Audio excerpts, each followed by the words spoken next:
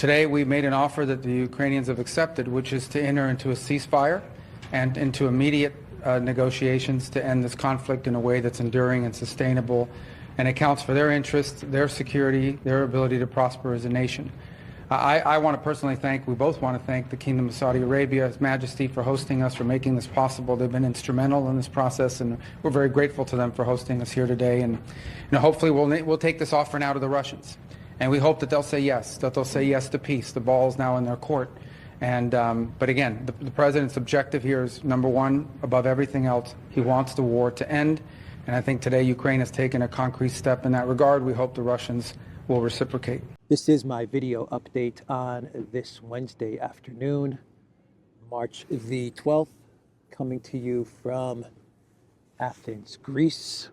Let's talk about some news. And before I get to the U.S.-Ukraine talks that concluded yesterday from Jeddah, Saudi Arabia, I think in my video update yesterday I said that the talks were taking place in Riyadh, Saudi Arabia. The talks yesterday between the United States and Ukraine took place in Jeddah, Saudi Arabia. But before we get to all of that, let's just do a quick update on what is unfolding in Kursk, specifically in the town of Sudzha, which was the last part of Kursk that the Ukraine military was holding on to. And the reports are that the Russian military has pretty much taken all of Sudzha. There are parts in the west of the town that the Ukraine military is holding on to or hiding out in. But the Russian flag was raised in the center of Sudzha. The Russian military is mopping things up. They're either capturing Ukraine soldiers who are trapped in Kursk, or they're annihilating the Ukraine soldiers that are either trapped in Kursk or that are trying to make their way out of Kursk on foot, because what you have in Sudzha and in Kursk is an encirclement. So there are Ukraine soldiers that are trying to get out of Kursk via foot. The Russian military is either capturing them or hunting them down and annihilating them.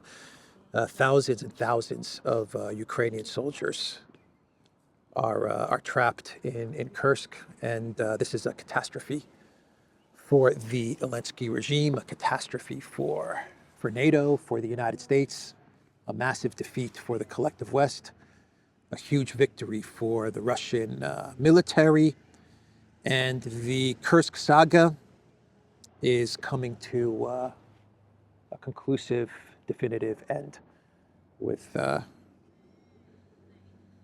expected Russian victory, a very big Russian victory, because the collective West and the Zelensky regime, they kept on pouring soldiers and weapons into Kursk over the last 6-7 months. Tens of thousands of soldiers annihilated in Kursk, thousands of weapons destroyed in Kursk. The Zelensky regime held on to this Russian territory, which served no military strategic purpose.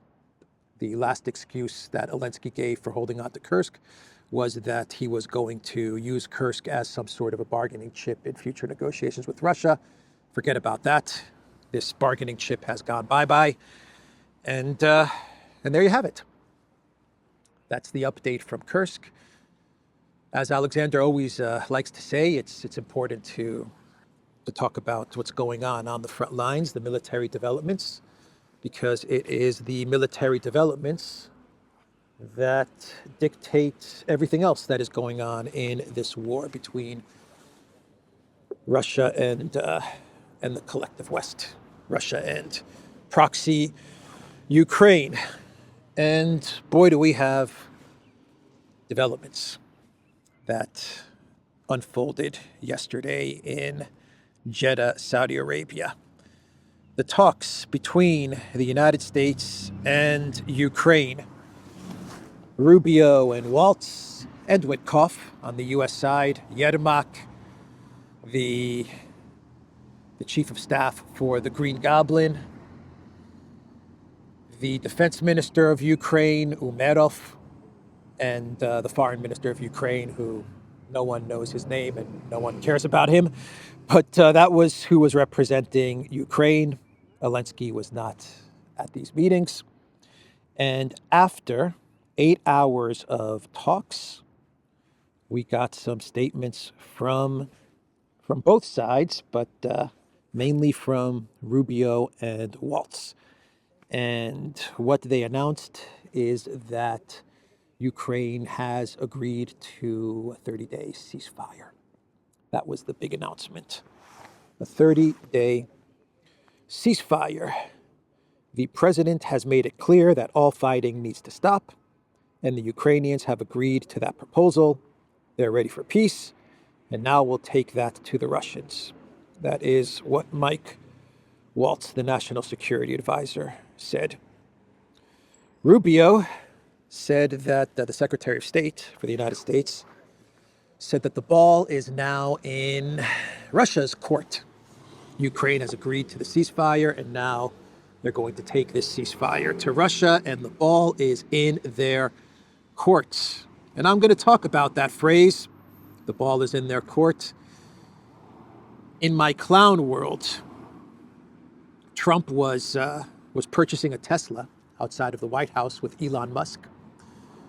Reporters were watching him get into a Tesla, and the news came in about the ceasefire in Saudi Arabia and Ukraine agreeing to a ceasefire in Saudi Arabia. And Trump commented on the agreement as he was getting in and out of the Tesla. It was pretty strange, everything that was unfolding in front of the White House. And Trump said that he's going to most likely contact Putin or have a phone call with Putin. He said that the U.S. is now going to engage with Russia and bring this ceasefire, these terms, this agreement to Russia.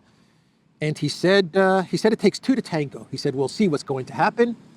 He feels as if I believe he said, we're 75% of the way there to getting peace in Ukraine, but it takes two to tango. That is what he told reporters. The Green Goblin, he came out with a statement. He did one of his Instagram, TikTok videos. And the Green Goblin said, let me pull it up here. He also posted the video on X, by the way. He said that a 30-day full interim ceasefire, not only stopping missile, drone, and bomb attacks, not only in the Black Sea, but also along the entire front line, that has been agreed. Ukraine is ready to accept this proposal. We see it as a positive step and are ready to take it. Now it is up to the United States to convince Russia to do the same. That is what the Green Goblin said.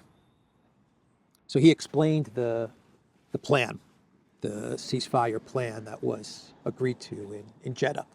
This is coming from Ukraine. This is their statement as far as what this ceasefire plan was all about. That guy's playing his music so loud. It's completely distracting me. Let's continue here. And let's talk about this ceasefire plan. What is in this ceasefire plan? So Politico is saying that this is a temporary truce and it can be extended. So you have a 30-day temporary truce. Once fighting is paused, negotiations will begin immediately on the terms of a permanent peace. Both the U.S. and Ukraine have promised to name their negotiating teams as soon as possible. Politico also reports that the pause in the fighting would allow humanitarian steps, including the exchange of prisoners of war, the release of detained civilians, and the return of forcibly transferred Ukrainian children. That is what a joint statement outlined from these talks. An interesting sentence there. The return of the forcibly transferred Ukrainian children. If Russia were to accept these terms, then I would say that Russia then would be accepting the ICC collective West narrative that Russia stole those children, right? That would be the logical conclusion to make if Russia were to accept these terms, given the way this statement was worded. So the ceasefire also means that the U.S. has now lifted its pause on intelligence sharing and will continue the weapons supply to Ukraine. No big deal, in my opinion. As I said in my video update yesterday or a couple of days ago, the intelligence sharing and the weapons pause always seemed like it was more of an inconvenience than actually hurting the Ukraine military, at least in the short term. But anyway, that's going to be resumed now. There was no minerals deal that was signed. Nothing like that was signed. But reporters did ask Trump about this, whether there is going to be some sort of minerals deal packaged into all of this. And Trump said that he is open to inviting Zelensky back to the White House to sign another minerals deal, or a second go at signing the minerals deal. the fantasy fictional rare earth minerals deal, which gives 50% of Ukraine's oil and gas imports to the Trump administration, as well as some fake fantasy minerals, all contained within a 2-page document, a 2-page Word document. The nonsense minerals deal. Amazing. Trump is open to hosting Zelensky again at the White House. Man, that's embarrassing, man. That is embarrassing. Not for Zelensky, for Trump. That's embarrassing. Very embarrassing for Trump. Even if Zelensky suits up and he's very well behaved and Trump stands over him as he signs away 50% of Ukraine's oil and gas or whatever else he's going to be signing away to Trump. Very embarrassing that after the last visit to the White House and everything that happened, that the disrespect that Zelensky showed to the vice president, to the president of the United States, to the American people, that Trump is willing to have him back to the White House. I'm calling this a W for Zelensky. I don't care if he wears a suit. I don't care if he signs the minerals deal. It's a W, man. Optics, media, from a media perception point of view, big W for Zelensky, big L for Trump. But there you have it. That is what Trump said. Rubio said that there was no talk about ceding territory, Ukraine giving up territory. So that wasn't even discussed.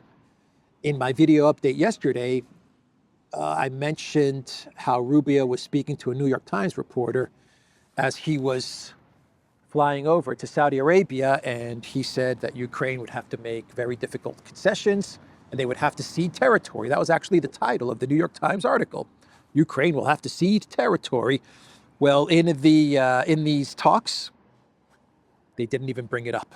So big win for the Zelensky regime there. And there was no talk about security guarantees. So they didn't discuss any of that. Or at least the Trump team did not agree to security guarantees. So that was another outcome. And Ukraine wants Europe involved in this whole ceasefire process, whatever that means. There was no detail about what exactly that means with Europe involved in the process. But 008, Keir Starmer, licensed to bore you, he jumped on all of this immediately, on the statements made and everything that happened in Jeddah.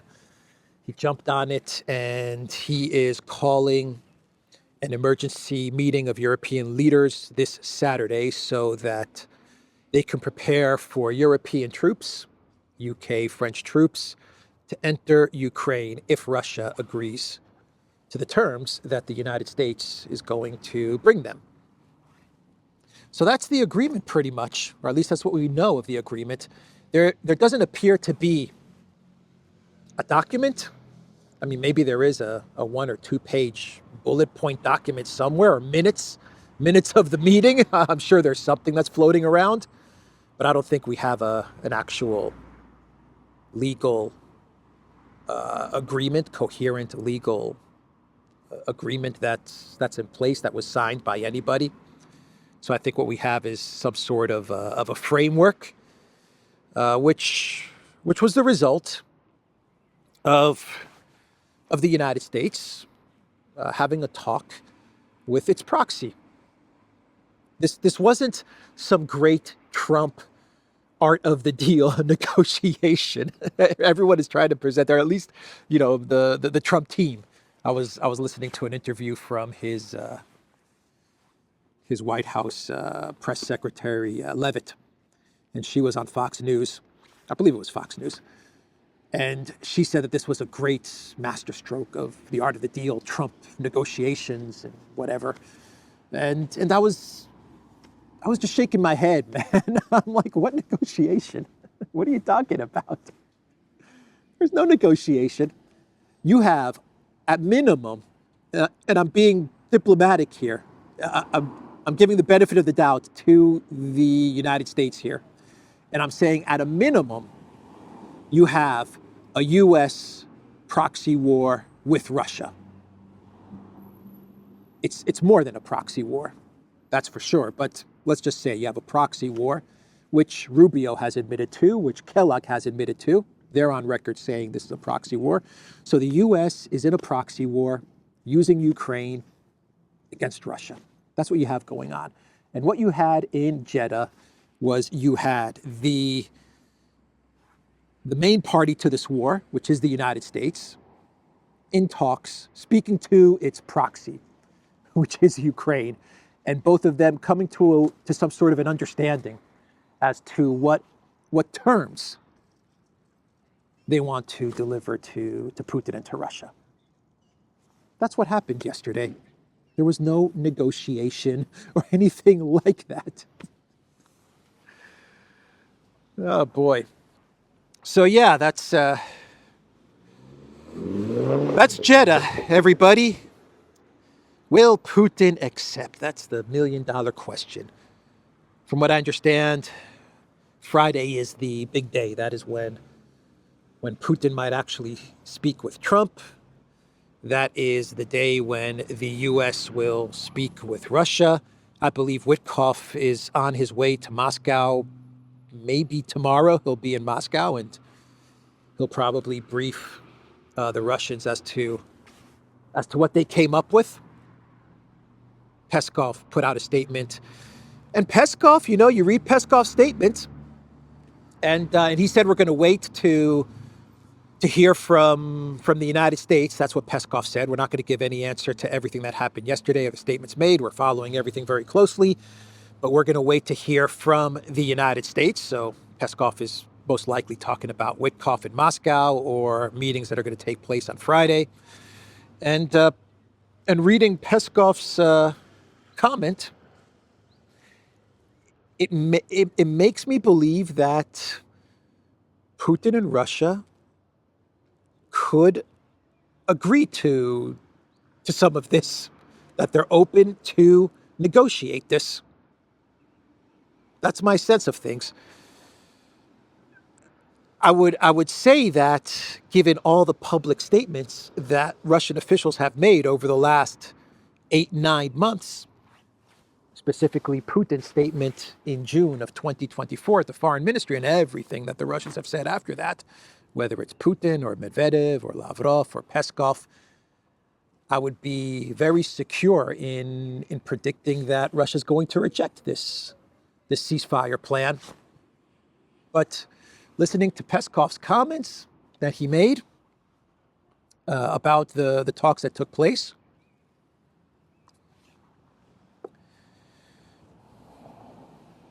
it leaves some opening for me to think that maybe Russia's going to take these terms into consideration and negotiate them with the United States. I mean, what we're looking at is the Macron-Stammer no-fly zone plan. That's what we're looking at. Kellogg, according to Politico, he's been sidelined from all the negotiations. I think it's clear why he's been sidelined. He served his purpose when all of the negotiation stuff started. Kellogg served as a way to keep Europe, the EU, and the UK distracted as Trump was doing his things with Russia. Kellogg had a plan that he put out in April of 2024. You then got which was also a ceasefire freeze, but a bit different. You then got the Stammer-Macron plan, and it looks like Rubio and Waltz and the Trump White House decided, Kellogg, we're not going to go with your plan, so you're out. We're going to sideline you, and that's what happened, and we're going to go with the Stammer-Macron no-fly zone plan, and that's what they're going with. And I've talked about this plan for how long now have I talked about this plan? For pretty much every video that I've made over the past 3 weeks, I've talked about this Macron-Stammer plan, which has evolved. The first plan that was thrown out there by Stammer and Macron was a no-fly zone, no ships in the Black Sea, no long-range missiles, no hitting each other's energy infrastructure, the exchange of prisoners. And then after 30 days, when everything calmed down, and the no-fly zone was going to be secured by the United States, or at least backstopped by the United States. And then when everything calmed down, the UK and France and other European countries, Denmark, by the way, has now said that they'll send troops to Ukraine. They'll go into Ukraine and they'll secure the peace. That was the initial plan. Then Zelensky, after the London meeting, Zelensky added on to that, and there were some other additions to the plan. But that's what you have here. What you have here is the no-fly zone plan. So it looks like the diplomacy push from Europe a couple of weeks ago, which started off with Duda, with the da. That's all I want to say to you. Walk on the wild side, Duda. He was the leadoff hitter.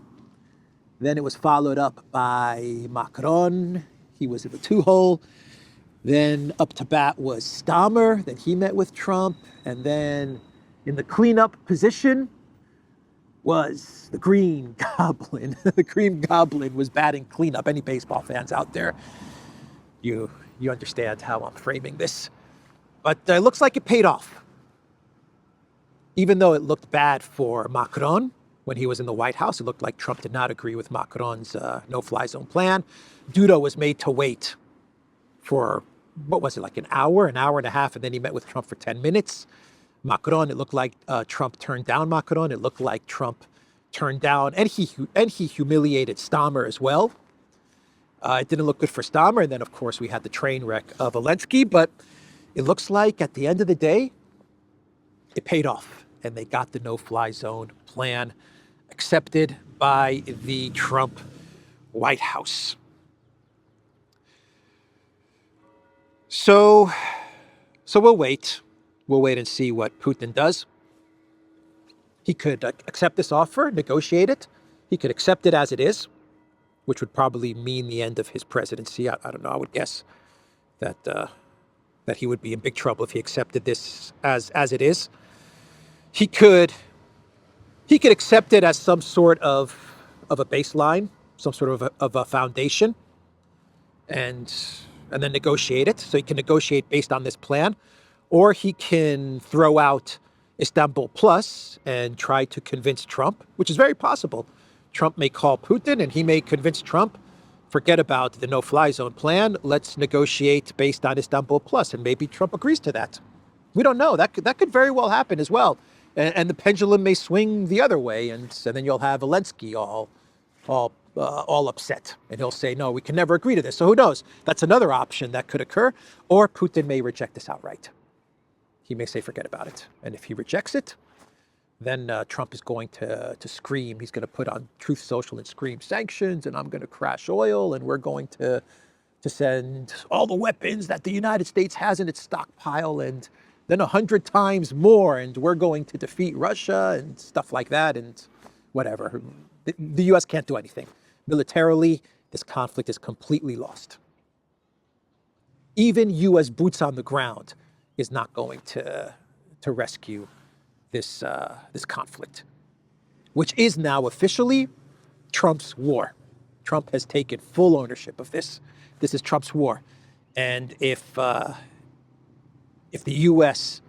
and its proxy is defeated, then Trump is going to get all the blame. So Biden is happy about this. Sullivan, Blinken, and Biden, I bet you yesterday they were drinking champagne at everything that happened. Well, Biden was probably asleep after he had some ice cream.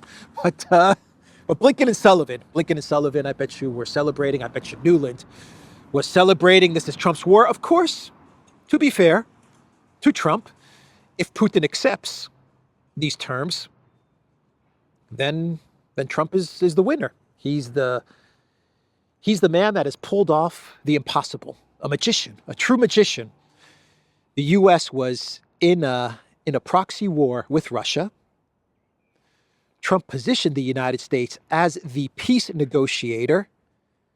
He then mediated between Russia and the U.S.'s proxy, and he got Russia, as it was annihilating the Ukraine military and defeating the Ukraine military on the front lines and advancing all across the front lines, he got Russia to give all of that up and to agree to terms that are absolutely beneficial to Ukraine.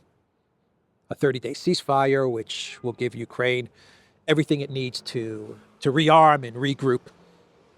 And then, of course, the ceasefire can get extended and all kinds of things could happen to lengthen the ceasefire or to better rearm and regroup Ukraine, get more weapons to Ukraine, rebuild fortifications, get soldiers into Ukraine. All kinds of things could happen in 30 days. So if Putin agrees to this, then man, Trump is, what can I say? It's Trump's war, and he's going to go down as the master negotiator. So I mean,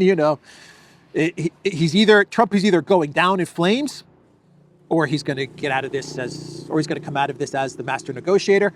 Of course, you could have the middle option, which is that Putin and Trump, they talk, which is a good thing. I'm trying to be fair in this update. It's a very good thing that they are talking. We did not have this with Biden. We did not have any dialogue between Biden and Putin. At least we have dialogue between Trump and Putin. And maybe when Trump calls Putin, Putin says, "Look, man, why are you giving me this nonsense? Why are you handing me these nonsense terms? I've been telling you Istanbul Plus. I've been telling you no ceasefire. You know what Istanbul Plus is all about." Trump knows what Istanbul Plus is all about. He knows. Let's negotiate from this. And then Trump will say, yeah, you're right. Okay, let me take this Istanbul Plus. Now that I got Ukraine to agree to a ceasefire, now that I have them moving in my direction, let me take Istanbul Plus and let me get them to agree to this. And if they don't agree to this, then we get rid of Zelensky and we have elections and we play it from there. All kinds of things could happen. So let's wait until Friday. Oh, an incredible day, huh? An absolutely incredible freaking day yesterday. Yeah, Trump has the Trump White House, they don't have a plan for Project Ukraine. They have a strategy. They don't have a plan.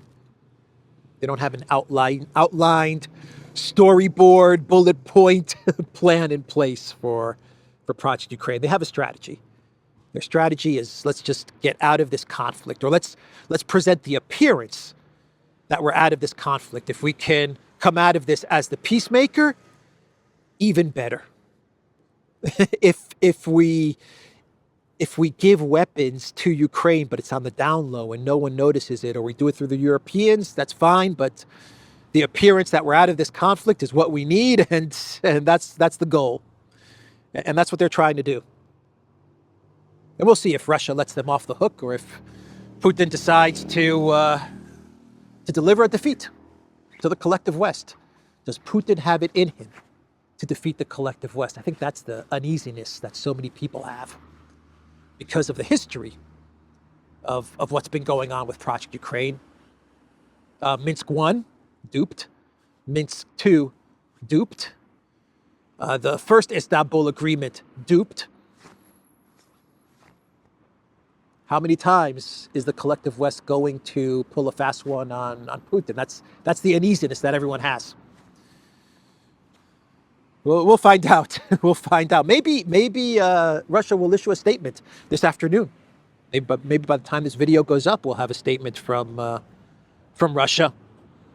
Most likely Friday we'll have a clearer picture as to what is going on. So I don't think I have anything else to talk about until Clown World. NATO, Rutte, the CEO of NATO, he's going to be in, I believe today, he's going to be in the United States speaking with Trump. So the situation right now, if you take everything as it is right now, and things could change drastically in 1 or 2 days. I mean, we've been going back and forth with this for the past couple of months, right? It's been a roller coaster, man. But as things stand right now, given the statement and what we know about this 30-day ceasefire agreement, the United States, the European Union, the UK, and NATO are perfectly aligned. They're completely in sync when it comes to Project Ukraine. So another L for Trump is that he's now aligned with Ursula and Keir Starmer and Macron and Mark Rutte. Yeah, that looks bad. That looks really bad. He's aligned with all the losers now. Anyway, he owns the war. He wanted it. He wanted to own it. He got it. No doubt about that. The war is Trump's. So should we move on? Talk about something else? Do we have anything else to talk about?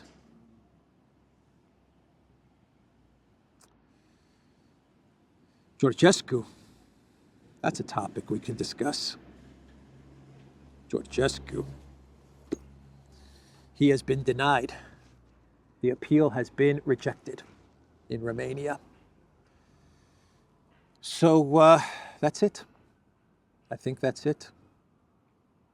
Maybe there will be protests, but how long can the protests go for? I don't know.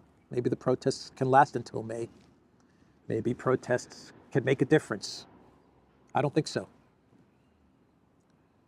If I had to predict this, I would say that Georgescu's run for president is coming to an end.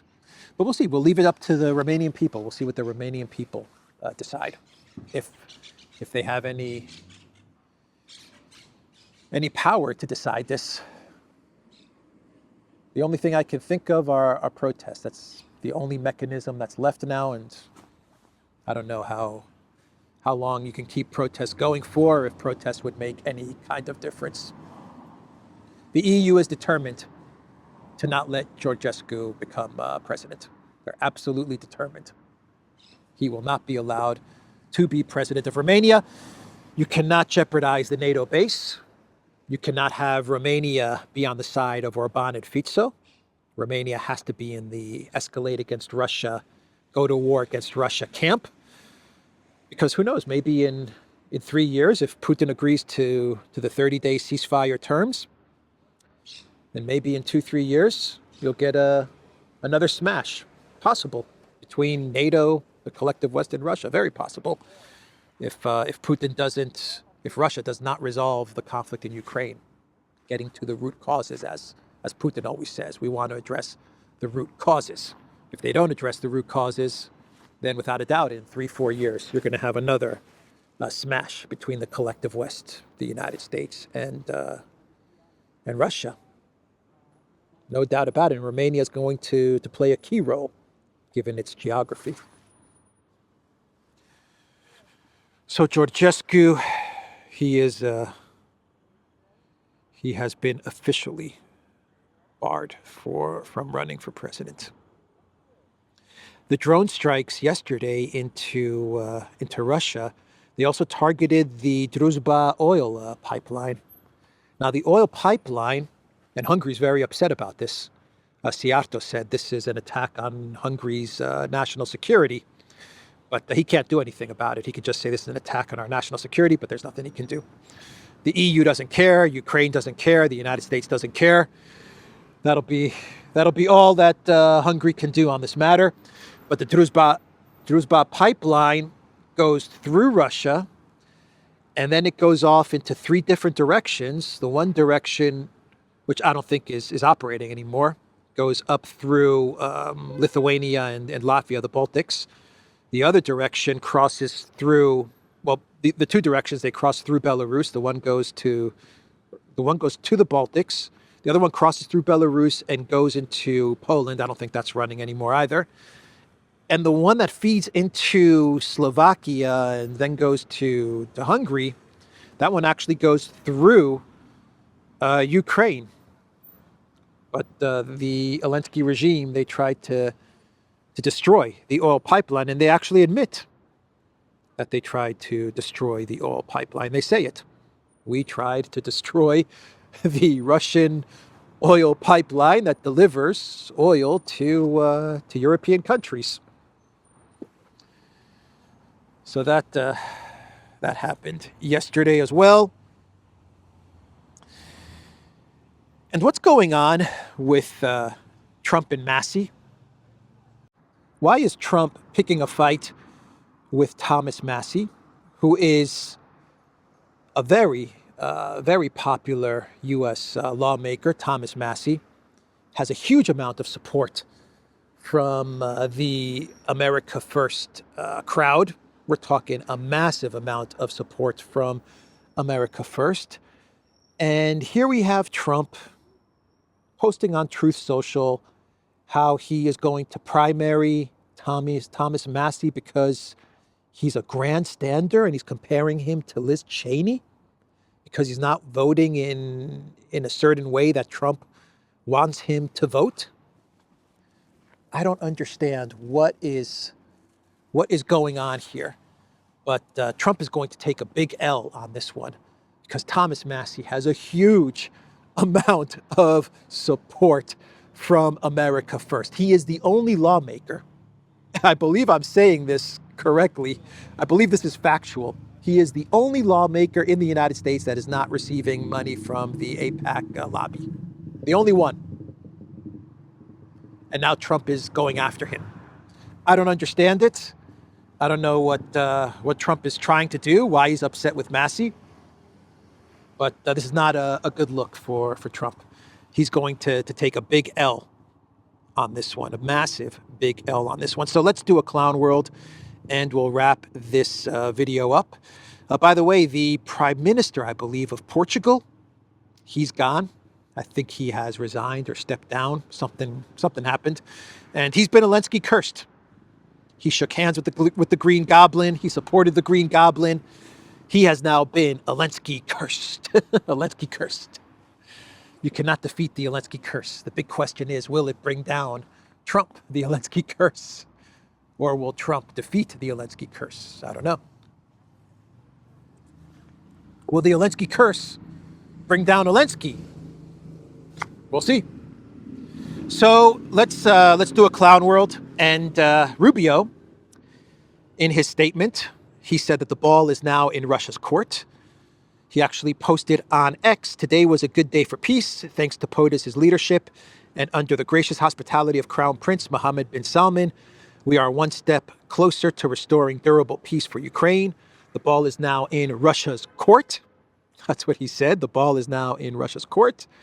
Macron put out a statement, blah, blah, blah, blah, blah. We support Ukraine. We support Rubio. We hate Russia, blah, blah, blah. The ball is now in Russia's court. Ursula von der Leyen posted a statement. This is all after Rubio made his comment and then posted his the ball is in Russia's court on X. Macron posted pretty much the same thing. Van der Leyen posted, "We hate Russia. I hate Russia. Tatters, we have tools, tatters. The ball is steel porcupine. The ball is now in Russia's court." And then Kaya Kallas also posted on X, "I hate Russia. I despise Putin. Russia needs to be broken up in 100 different pieces, blah, blah, blah. The ball as always. Oh, she changed it up. The ball as always is in Russia's court. She switched it up. Kaya Kallas. Clever Kaya Kallas. And the UK, I believe number 10, they actually posted an official statement from the Prime Minister's office, and they said the ball is now in Russia's court, like an official statement, and they used that phrase. The ball is now in Russia's court. Clown world, everybody. You're telling me they're not on script? They're absolutely on script. I don't think Rubio gave them these talking points. I just think that Rubio said it. And then the script writers in London, they took this phrase, the ball is now in Russia's court, and they sent the orders to everybody, to everybody in Europe and the UK. This is what you're going to use in your posts on X. This is what you're going to use. So yeah, that's what the that's what the Trump White House is going to do if Putin rejects the terms. Say he rejects the terms, then what the Trump White House is going to do is they're going to work the InfoWar angle, right? Because that's the U.S.'s big strength. Information war, the information space. So Elon Musk is going to start posting on X about how Russia does not want peace. The ball was in their court, and they decided for more war, and they decided against peace. That's what they're going to say. The ball was in their court. We had a ceasefire, and they decided against peace. This is if Russia rejects, outright rejects Trump's terms. Musk is going to start posting stuff like that, and he's going to get a lot of coverage. It's Musk, it's X. A lot of people are going to see his posts, and they're going to side with Musk. And of course the EU, all the mainstream media channels, even the ones that hate Trump, all of the mainstream media that despises Trump, including the UK media, they'll be on Trump's side on this one. And they're going to also say the same thing. The ball was in Russia's court, and they decided for more war. The Democrats will side with Trump on this one, right? Because they're the biggest warmongers of them all. And they'll say the same thing. So Russia needs to be aware of this. If they do reject these terms, there's going to be a huge information war waged against them. And also, another thing that Trump might do if Russia rejects these terms is he may start trying to break apart BRICS. He wants to meet with Xi Jinping, most likely in April. We may have a meeting between Trump and Xi Jinping, and he'll try to break China off from supporting Russia. He'll try to break India from supporting Russia. He'll work the global south. So he'll do stuff like that as well, the Trump White House. And he'll use his tariff tactics and things like this to try and scare countries from supporting Russia, like they have been supporting Russia during the Biden administration. So anyway, just some more thoughts before I sign off. That's the video, everybody. Duran.locals.com. We are on Rumble, ODYSEE, BitChute, Telegram, and Rockfin. Go to the Duran shop, pick up some merch, like what I'm wearing in this video update. The link is in the description box down below. Take care.